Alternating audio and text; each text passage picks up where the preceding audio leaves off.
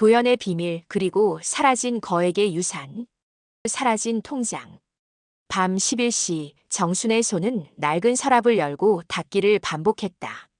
남편 태식이 세상을 떠난 지 일주일. 장례를 치르고 나니 현실적인 문제들이 밀려왔다.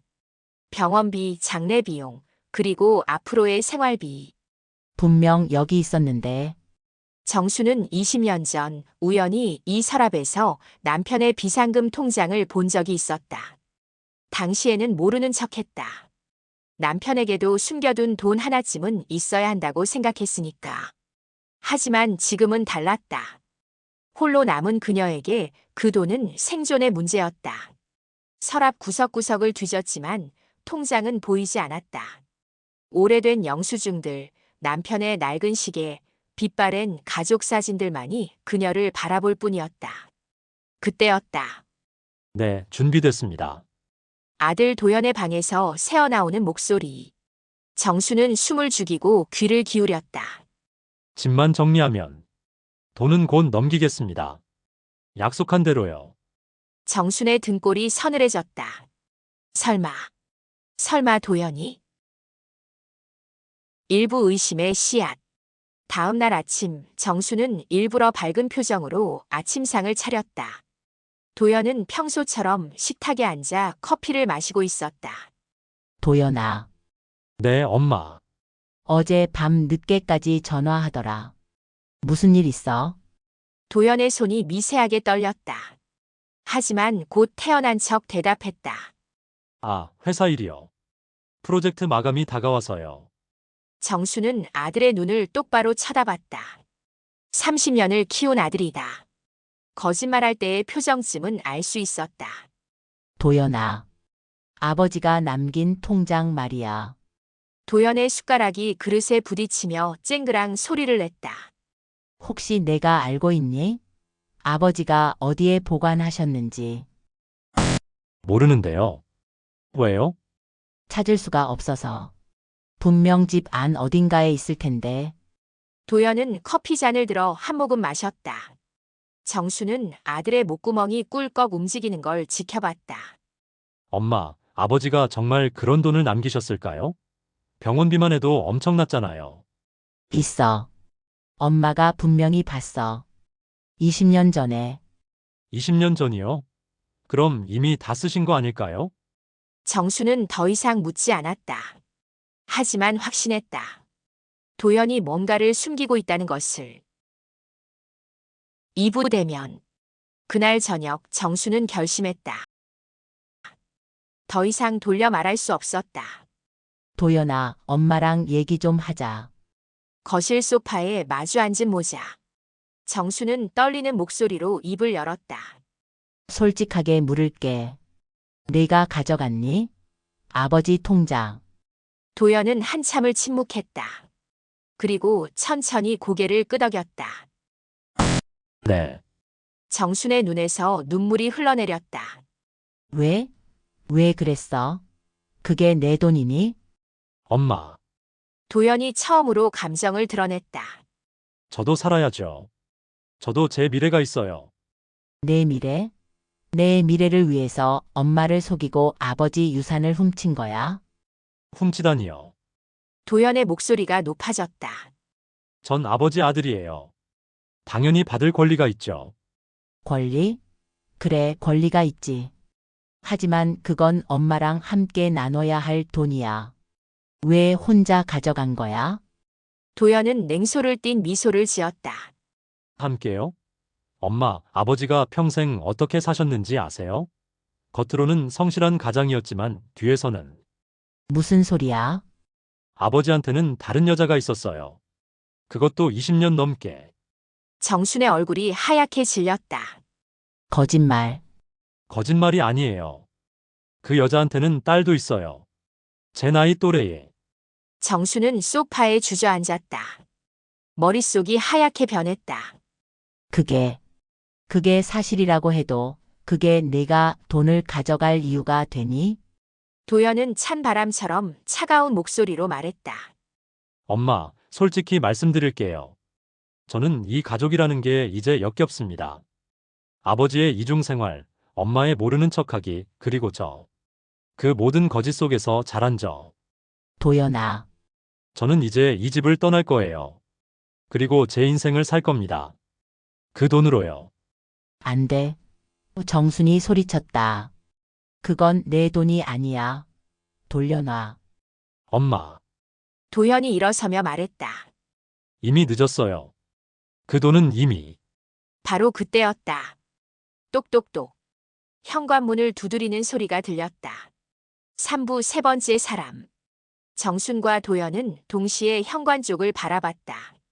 밤 9시. 이 시간에 누가 찾아온단 말인가. 제가 나갈게요. 도연이 먼저 움직였다. 문을 열자 그곳에는 30대 초반으로 보이는 여성이 서 있었다. 단정한 정장 차림에 두툼한 서류 봉투를 손에 들고 있었다. 누구세요?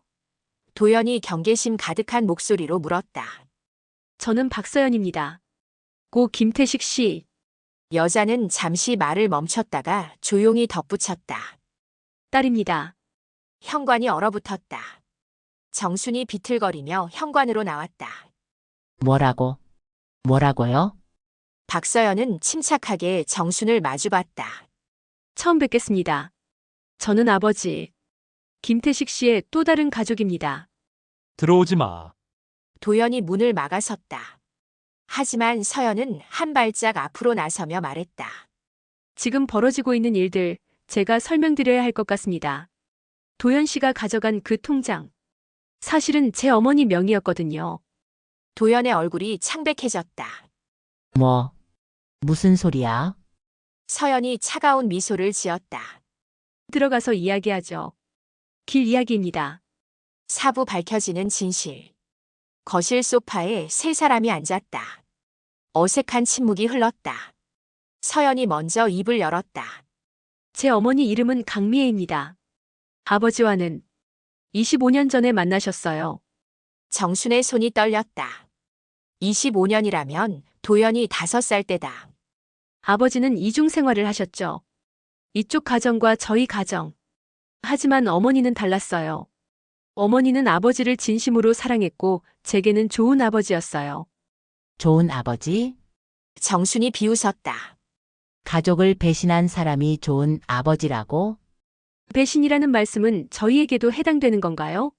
서연이 반문했다. 제 입장에서는 아버지의 본처 가정이 더 낯선 존재였으니까요. 도연이 끼어들었다. 그래서 뭐가 어쨌다는 거야? 네가 여기 온 이유가 뭔데? 서연은 서류 봉투를 테이블 위에 놓았다. 아버지가 돌아가시기 전 저희 어머니에게 이걸 남기셨어요. 유언장입니다. 정순과 도연이 동시에 봉투를 쳐다봤다. 그 안에는 아버지의 진짜 재산 목록이 들어있어요. 도연 씨가 가져간 통장은 빙산의 일각에 불과합니다. 도연이 벌떡 일어났다. 거짓말. 아버지한테 그런 돈이 있을 리 없어.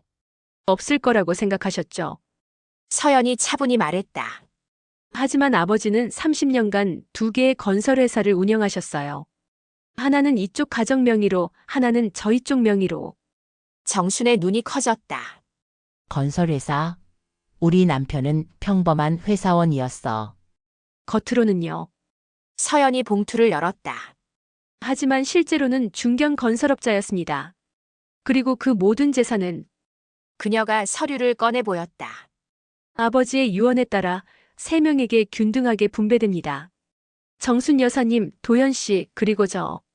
도연이 서류를 낚아챘다. 이게 진짜라고? 이게? 서류에는 부동산 목록, 예금 계좌, 주식 계좌 등이 빼곡히 적혀 있었다.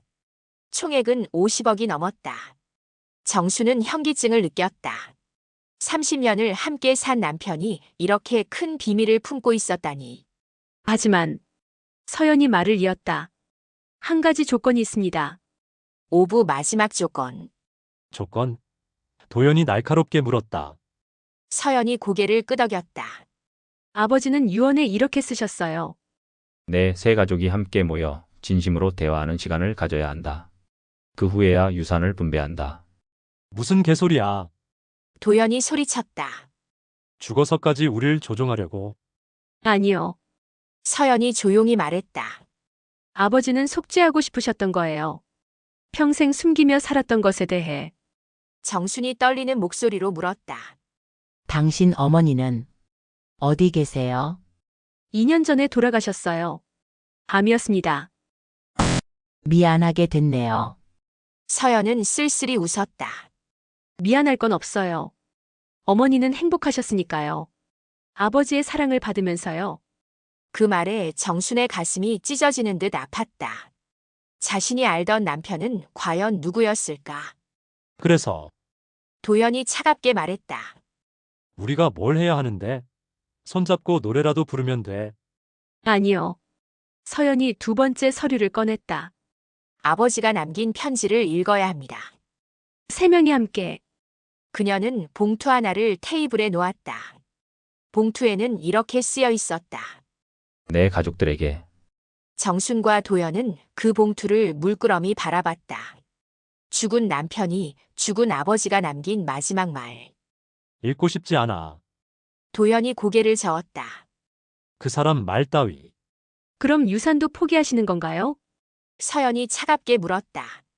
도연이 입을 다물었다. 내가 읽겠어요. 정순이 떨리는 손으로 봉투를 집어들었다.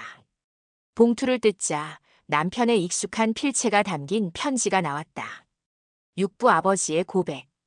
정순은 떨리는 목소리로 편지를 읽기 시작했다. 내 사랑하는 가족들에게 이 편지를 읽고 있다면 나는 이미 이 세상 사람이 아닐 것입니다. 먼저 내가 평생 너희를 속였다는 것을 고백합니다. 정순, 당신은 내 첫사랑이었고 도연은 내 자랑스러운 아들입니다. 하지만 나는 약한 사람이었습니다. 25년 전 사업이 어려워 방황하던 시기에 미애를 만났습니다. 그녀는 내게 위로가 되어 주었고 나는 두 삶을 선택하는 비겁한 결정을 내렸습니다. 서연, 너는 내가 세상에서 가장 아끼는 딸입니다. 내 엄마는 내게 끝까지 헌신적이었고 나는 그런 그녀를 사랑했습니다. 나는 두 가정 모두를 사랑했습니다. 하지만 그 사랑은 욕심이었고 죄였습니다. 정순, 당신에게는 안정된 삶을 주려 했지만 그것이 거짓 위에 세워진 것이었다는 걸 이제야 고백합니다. 도연, 너에게는 강한 아버지가 되려 했지만 사실 나는 가장 약한 사람이었습니다. 서연, 너에게는 온전한 가정을 주지 못한 것이 평생의 빚입니다. 이 유산은 내 속죄의 방법입니다. 하지만 돈만으로는 부족하다는 것을 압니다. 그래서 마지막 부탁을 하나 하려 합니다. 세 사람이 함께 모여 서로를 이해하려 노력해 주세요. 미워해도 좋습니다. 원망해도 좋습니다. 하지만 한 번만이라도 진심으로 서로의 이야기를 들어주세요. 그것이 이 비겁한 사람의 마지막 소원입니다. 너희를 사랑합니다. 김태식. 편지를 읽는 정순의 목소리는 마지막엔 거의 들리지 않았다. 눈물이 편지 위로 떨어졌다. 7부 침묵과 이해 사이. 한참을 아무도 말이 없었다. 도연은 고개를 숙인 채 주먹을 쥐었다 폈다를 반복했다. 서연은 창밖을 바라보고 있었다. 정수는 편지를 가슴에 안은 채 조용히 울었다. 웃기는 거 아냐? 도연이 먼저 침묵을 깼다. 죽어서까지 우릴 조종하려 들다니. 조종이라고 생각하세요? 서연이 돌아봤다. 전 속죄라고 생각하는데. 속죄. 진짜 속죄하고 싶었으면 살아생전에 했어야지. 맞는 말씀이에요. 서연이 인정했다. 아버지는 비겁하셨죠. 끝까지. 정순이 고개를 들었다. 눈가가 빨갛게 부어 있었다. 서연 씨. 당신 어머니는 행복하셨나요? 진짜로? 서연은 잠시 생각하다가 대답했다. 행복했다고 말씀하셨어요. 하지만 제 눈에는 항상 외로워 보이셨죠. 명절에도 크리스마스에도 아버지는 이쪽 가정에 계셨으니까요. 정순의 눈에서 또 눈물이 흘렀다. 미안해요. 내가 몰랐던 게 아니었을 거예요. 그냥 모른 척한 거였을 거예요. 엄마, 도연이 소리쳤다. 왜 사과를 해요? 잘못한 건 아버지잖아요. 나도 공범이야, 도연아. 정순이 조용히 말했다. 눈치챘으면서도 묻지 않았어. 편한 게 좋았으니까. 그게 더 비겁한 거 아니었을까? 서연이 정순을 바라봤다. 처음으로 적대감이 아닌 다른 감정이 그녀의 눈에 어렸다. 저는 평생 아버지의 진짜 가족을 원망했어요. 아버지를 뺏어간 사람들이라고 생각했죠. 나도 마찬가지였어.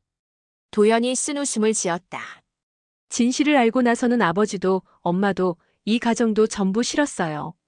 세 사람은 다시 침묵에 빠졌다. 에필로그 새로운 시작. 1시간이 더 흘렀다. 세 사람은 돌아가며 각자의 이야기를 했다. 정수는 30년의 결혼 생활을, 도연은 진실을 알았던 지난 1년을, 서연은 아버지 없이 자란 어린 시절을 이야기했다. 분노도 있었고, 눈물도 있었고, 원망도 있었다. 하지만 조금씩, 아주 조금씩 서로를 이해하기 시작했다. 그래서 도연이 조심스럽게 물었다. 이제 어떻게 되는 거예요? 서연은 가방에서 또 다른 서류를 꺼냈다. 이게 변호사 연락처예요. 유산 분할 절차를 진행하실 수 있어요. 당신은 안 받아요. 정순이 물었다. 저는 받을 자격이 없어요. 서연이 고개를 저었다. 제 몫은 도연 씨가 가져가세요. 저는 어머니가 남기신 것만으로도 충분하니까요. 무슨 소리예요? 도연이 놀라며 말했다. 그건 당신 거잖아요. 아니에요. 이건 아버지의 속죄예요. 그리고 그 속죄를 받을 자격이 있는 건 정식 가족인 두 분이죠. 정순이 서연의 손을 잡았다. 당신도 가족이에요. 남편이, 아니, 태식이가 인정하지 않았을지 몰라도 당신은 그 사람의 딸이에요. 서연의 눈에 눈물이 고였다. 감사합니다. 그 말 한번 듣고 싶었어요. 도연이 한숨을 쉬었다. 정말 복잡하네. 미워해야 할지, 이해해야 할지. 둘 다 해도 돼요. 서연이 미소 지었다. 저도 그럴 거예요. 밤은 깊어갔지만 세 사람은 쉽게 헤어지지 못했다. 30년간 숨겨져 있던 비밀이 풀렸고 세 개의 다른 삶이 한 곳에서 만났다. 그들이 서로를 완전히 받아들일 수 있을지는 알 수 없었다. 하지만 적어도 오늘 밤 그들은 서로의 존재를 인정했다. 그리고 그것이 시작이었다. 다음 화 예고. 아버지가 남긴 건 돈만이 아니었다. 또 다른 금고, 그 안에 담긴 편지들. 그리고 밝혀지는 충격적인 진실. 사실 도연은 내 친아들이 아니다. 과연 이 가족에게 남은 비밀은 무엇인가?